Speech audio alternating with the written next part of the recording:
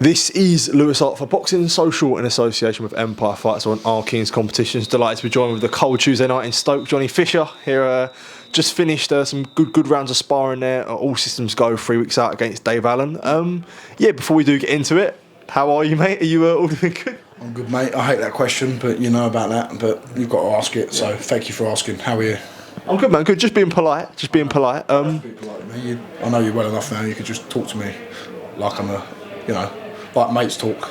Yeah. Well, I'd always ask my mates how they are, so, you know. Yeah, I would, yeah. Just ask my mates how they are. Don't ask my brothers or my dad. You get to that point where you don't have to say anything. You know when you walk into the room and then your dad's there or your brother's there. My dad came back from Australia, we don't even say anything.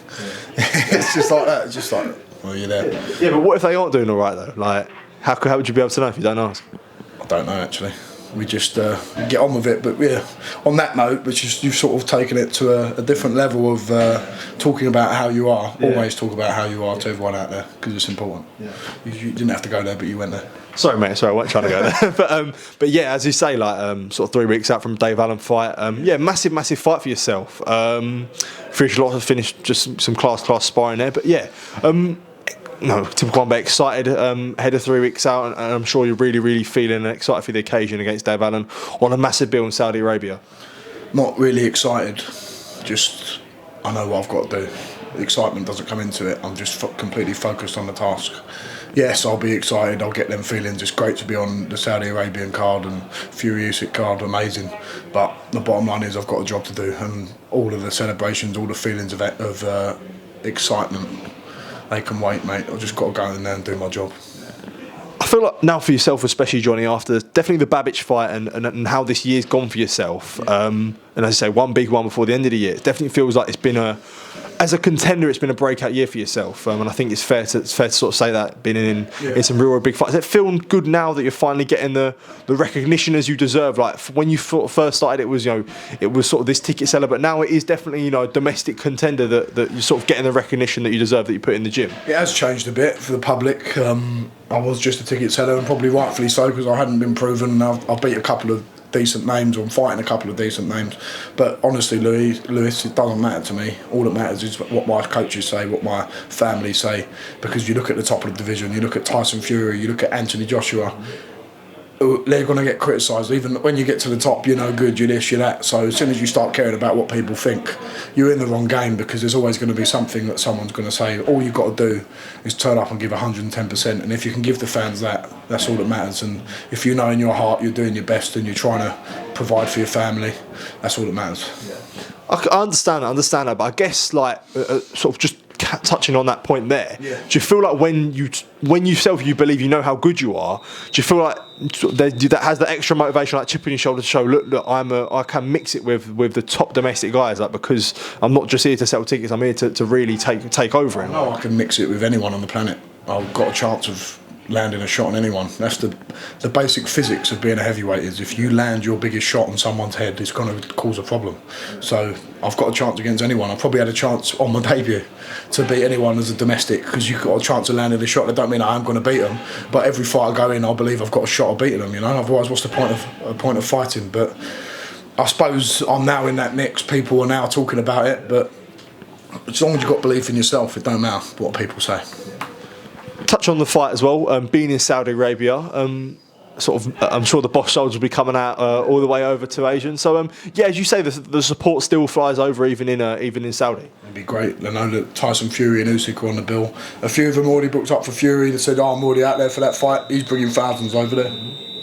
Dennis McCann will bring a few as well. We've got a couple of hundred coming over. So very excited. And I'm very grateful, because it's about $3-4 grand a person with all the spending money and flights thrown in, and it's right next to Christmas, and people have got families and stuff, and they'll be rushing to get home. So I'm just grateful for people that are coming out, but also grateful for people that are going to tune in and watch at home, go to the brewery in Romford and watch there, or the Bat and Ball, or Central London. So just very grateful for everyone who's tuning in wherever they are. Yeah.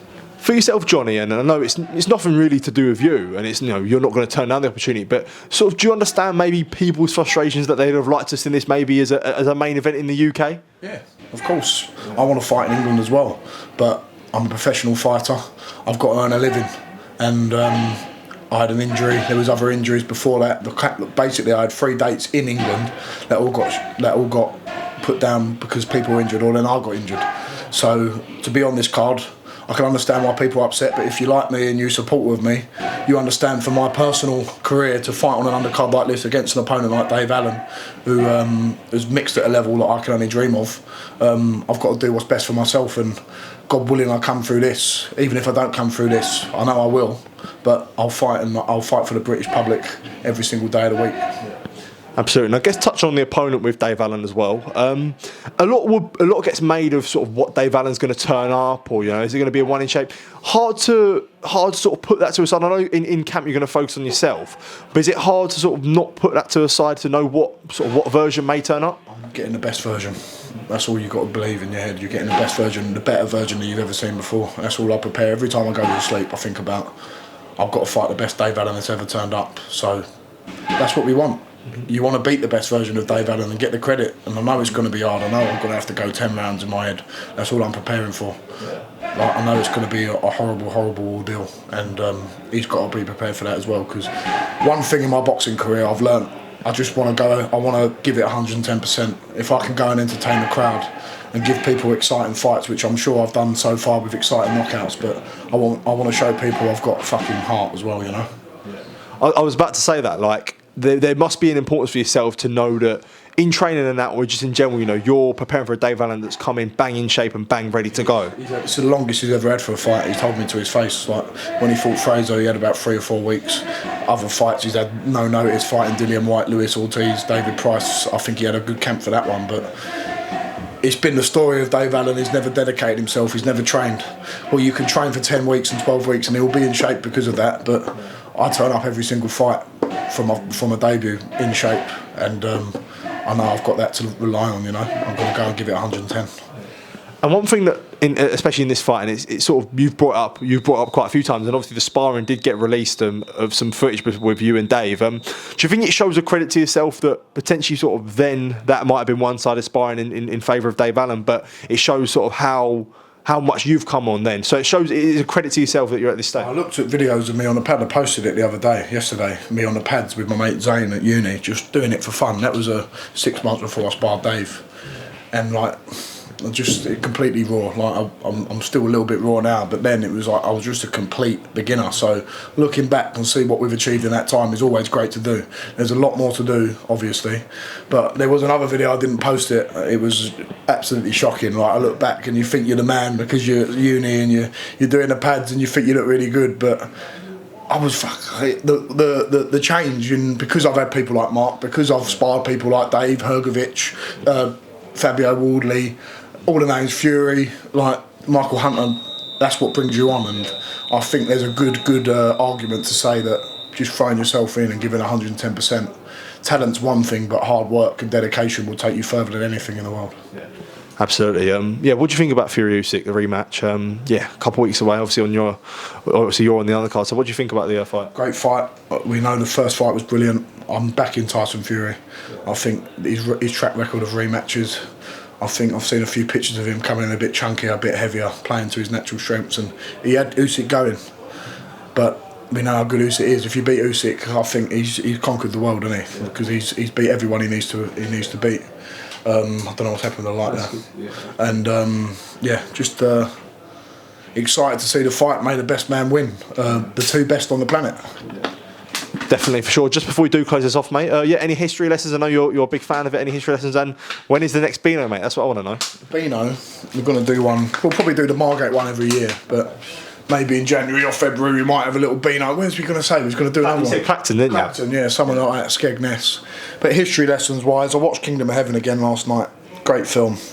Historically a little bit inaccurate, but you get the whole atmosphere of. I'm really captivated by that idea of the Crusades and that sort of area, like Damascus, Acre, and Antioch, all them sort of areas. And there was a thing called the Council of Clermont, which was like a sermon where the Pope delivered a message calling to arms all the men of Europe to go and travel. Like, imagine that. There's no Wi-Fi, there's no text messages, but one council in a church in rural France, in ecclesiastical France, galvanised the whole of European Christendom to go and march across. It's mental, isn't it? Hard to believe that. How can you believe? Like, there's no like. We wouldn't be putting something on YouTube saying that, come and have a fight and we're going to get on the boat at Cyprus and we're all going to have a scrap in Jerusalem. Yeah. They've had to literally write it out. People on horses, pigeon flying, pigeon carriers if they had them. I don't even know. It's amazing. That really captivates me, and to know that it was real. It's not made up. Yeah. These people travelled. Obviously, it was a response to Seljuk Turk aggression in the Byzantine region. That they attacked Constantinople, sacked it. So it's just really, really interesting. And all them men who went over to fight, they thought they was going to encounter mystical beasts and mythical creatures and stuff. Like it's exciting. You could make another film about it and like make it almost fantasy and have like cyclopses and stuff like that, and really interesting. And we've got to look from the other perspective as well. We've got a lot of technology from the Middle East and stuff, from the Saracen side. So yeah, really interesting to look at both sides and see both sides of it as well. You know. Like on a serious level, there, like obviously in the gym this morning, there was like war music playing. Like, so it's definitely something that you do tap into, like, on a real level. There was Psalm 135 military orthodox, and I do tap into it. Gladiator battle music's on most days. Last of the Mohicans as well. Is that a camp thing? Is that a camp thing, or is it all the time? Not all the time. Like every camp, something slightly different. Like sometimes I've had Ennio Morricone with Good, the Bad and the Ugly cowboy music. Like this time it always Last of the Mohicans as well, but this time a little bit of orthodox war music as well. Yeah, it's interesting. Yeah. Very much so. Johnny, always a pleasure, mate. Appreciate taking time to speak to me, and top man, thank you. Appreciate it, mate.